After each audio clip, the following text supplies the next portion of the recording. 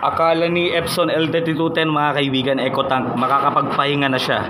Pero hindi pa, kasi ngayong umaga lang meron pang nagpahabol ng mga tatakbong SK kagawads at chairman natin.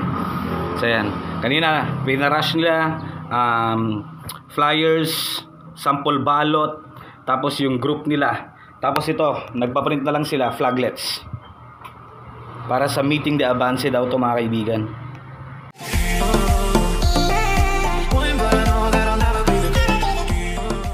What's up mga kaibigan? Panibagong araw, panibagong video na naman. Ayan.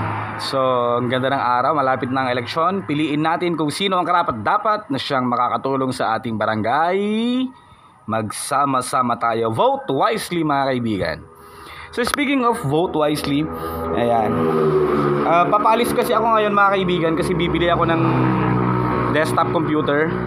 Kaya close tayo today kasi nga syempre relax na muna, tapos na yung mga flyers, pero may nagpahabol pa. Yes, SK para sa mga SK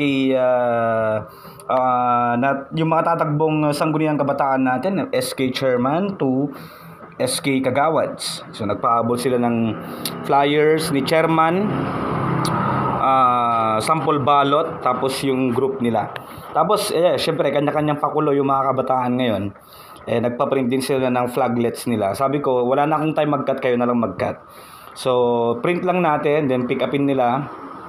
After that, sila na lang ang bahalang mag-cut nito. Flaglets kasi ito sabi nila.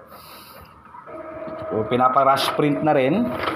Buti hindi pa tayo nakaalis kasi nga lalagyan daw nila ng stick. Di ba? Team Karangkada. Okay. So, yan. Rush printing na naman to bago tayo umalis mga kaibigan. Kanya-kanyang pakulo ang mga kabataan. Buti hindi bumigay itong mga printers natin. Ito, hindi ko na ginamit to kasi pang design to pang ano natin pang rush ID natin yan. Talagang ito ang napalaban si Epson L3210 mga kaibigan. So, close muna tayo today. Nagkanda ubus-ubusan ang mga papel natin. Wala na, yung sobrang dami kong papel noon naubos dahil sa mga flyers. Ito na lang natitira mga kaibigan. So, relax mode muna. Yan. Mga rush ID samples natin.